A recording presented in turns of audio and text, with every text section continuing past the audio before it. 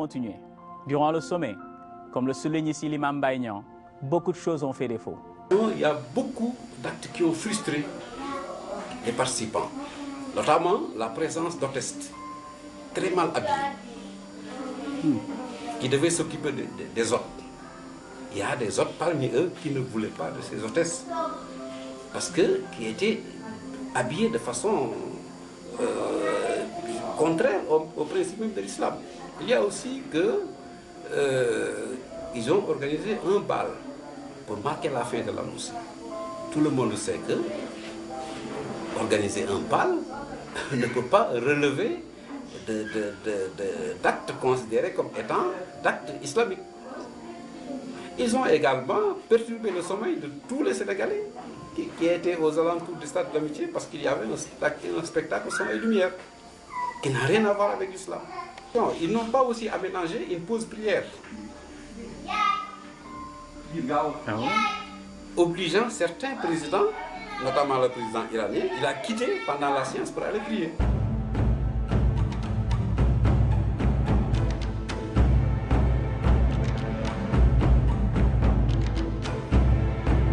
Il était prévu un village de la Nussi qui n'a jamais été exécuté.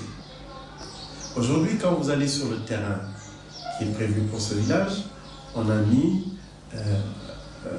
propriété privée. Ça appartient à une compagnie qui est en train de développer un hôtel.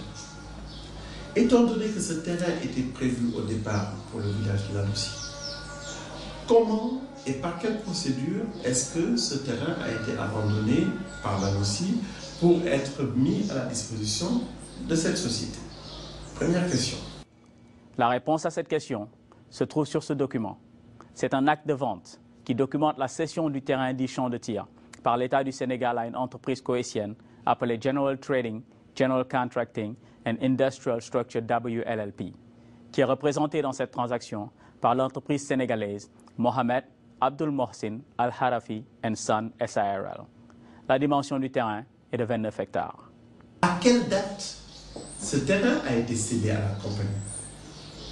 Parce que si on nous dit que le terrain a été cédé après la tenue du sommet, parce que le village de la Nussi n'avait plus de sens à ce moment, on le comprend parfaitement. On avait prévu un terrain pour faire une infrastructure, on ne l'a pas fait, le sommet s'est tenu, l'État en fait ce qu'il veut. Mais si on nous dit que ce terrain a été cédé avant la tenue du sommet de la Nussi, on a un problème. Nous avons en effet un problème, car le dit terrain a été cédé le 7 novembre 2006, soit 2 ans avant la tenue du sommet. La question est de savoir pourquoi est-ce que le gouvernement du Sénégal aurait dépensé 26 milliards pour construire une cité de la Nussi sur un terrain qu'il avait vendu 2 ans auparavant. À combien ça a été cédé? Ça paraît quand même une question normale. On avait un terrain qui était fait pour le village de la Nussi, on nous le prend. Ensuite, on le cède à quelqu'un d'autre. À combien ça a été cédé?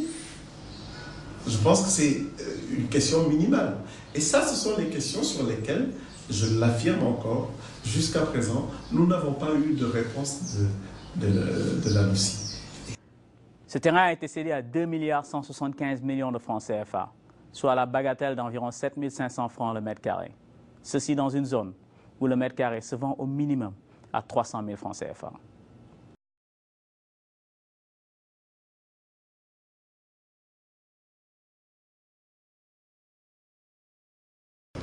Le moins que l'on puisse dire est que des interrogations subsistent quant à la construction de la cité de la Nussi. 2 choses cependant demeurent certaines à la lecture de cet acte de vente. La première est qu'au moment même où les dirigeants de la Nussi parlaient de la construction de la cité et recevaient 26 milliards des contribuables sénégalais pour ce besoin, le site désigné pour la construction était déjà vendu. Deuxièmement, la Nussi n'avait pas besoin de 26 milliards pour construire cette cité, car dans le contrat de vente du dit terrain, il y a une clause qui est une obligation de mise en valeur qui stipule que l'acquéreur devra construire un hôtel et des villas sur le terrain à ses propres frais. La grande question est, pourquoi a-t-on donc dépensé 26 milliards pour une cité qui, selon cet acte de vente, devrait être construite par quelqu'un d'autre et à ses propres frais?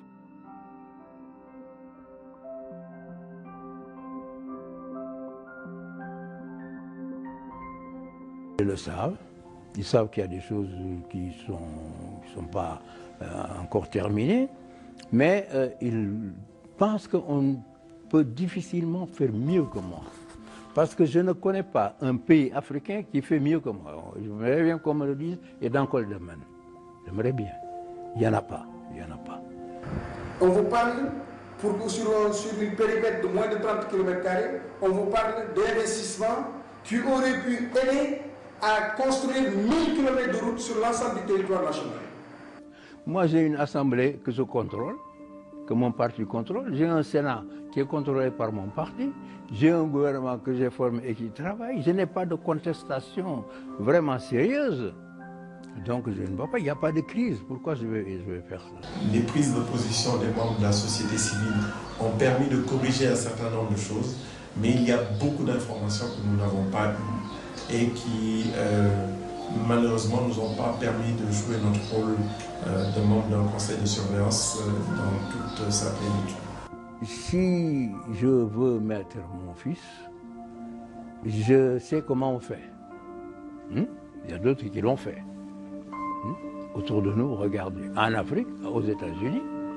Mais j'ai dit, pour l'instant, ce n'est pas mon intention. J'ai dit, pour l'instant.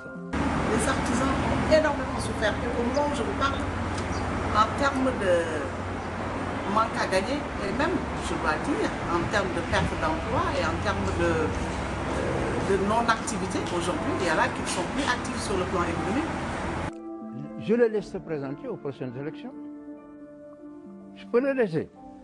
Je ne vois pas, parmi les gens de l'opposition, qui peut le battre. Quand ils sont venus, ils ont parlé de succès éclatant. C'est le président de l'ANOCI lui-même qui l'a dit. Il a dit que l'ANOCI a été un succès éclatant. Quand j'ai pris la parole, c'est par là que j'ai commencé.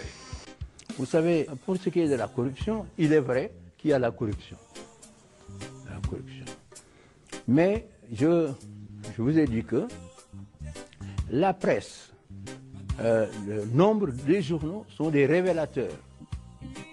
S'il y avait 25 journaux dans n'importe quel pays, vous allez voir, le scandale, ça sort tous les jours. Si l'ANOCI avait existé avant l'État, avant l'arrivée du pouvoir, 2 ou 3 fois, il n'y aurait plus d'État au Sénégal. Si des choses comme l'ANOCI se reproduisent 2 ou 3 fois, l'État du Sénégal disparaît. Ça, je vous le dis. Nous avons été contactés très officiellement en nous demandant de participer au conseil de surveillance qui allait être ouvert pour une fois à la société civile. Et donc le Forum civil y a participé, la RADO, le Saint-Pix également. Et la raison pour laquelle nous y sommes allés, c'est que nous avons eu jusqu'à il n'y a pas longtemps une attitude qui était une attitude de veille et de dénonciation d'un certain nombre de choses. Et quand la question s'est posée au niveau du Forum civil, on a eu un grand débat. Dans ce débat, une des positions qui est ressortie, c'était de dire oui, mais si on n'y va pas, on va nous dire vous critiquez toujours. Quand on vous donne la possibilité d'exercer un contrôle réel, vous n'allez pas exercer ce contrôle. Donc ça a été un des arguments. Je dois dire que la participation du Forum civil a été quelque chose de très difficile à faire avaler aux membres du Forum civil. On a eu vraiment une discussion très très dure, très précise sur un certain nombre de principes.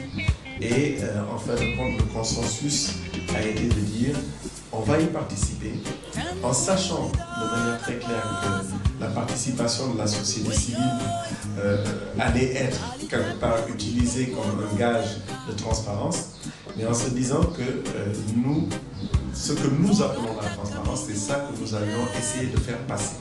De manière à ce que, pour une fois, il y ait quelqu'un qui joue un rôle de veille en interne pour le compte des populations dont on dépense l'argent en fait. Parce que l'argent qui a été dépensé, c'est d'abord l'argent des Sénégalais.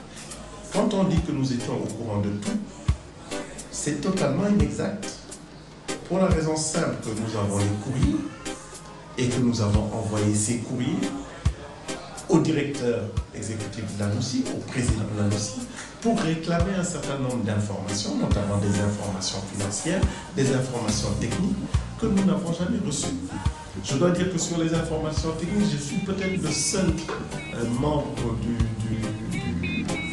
enfin à ma connaissance, du conseil à avoir reçu les plans dans un format AutoCAD. J'utilise les termes techniques pour que les gens sachent que ce sont des choses très précises. Dans un format AutoCAD qui étaient des plans à la limite d'esquisse parce qu'ils n'étaient pas vraiment utilisables. Mais au moins j'ai reçu ces plans. Sauf les plans du tunnel, je ne les ai toujours pas reçus. Et il y a eu une scène qui était très drôle à la première réunion du conseil de surveillance. C'est quand on nous a dit que les choses qui se disaient au sein du conseil de surveillance ne devaient pas sortir du conseil de surveillance. J'ai rappelé que moi j'étais désigné par une organisation, que je n'étais pas là pour représenter mon propre sourire, mais que je représentais une organisation et que donc de ce point de vue, j'étais dans l'obligation de faire un compte-rendu à cette organisation déjà. Et que la deuxième chose, c'est que même dans nos réponses, nous avions dit très clairement aux autorités qui nous avaient contactés que la raison principale pour laquelle nous voulions participer, c'était de pouvoir faire un compte-rendu clair aux populations de la manière dont leur argent avait été utilisé et de la manière dont nous avions participé.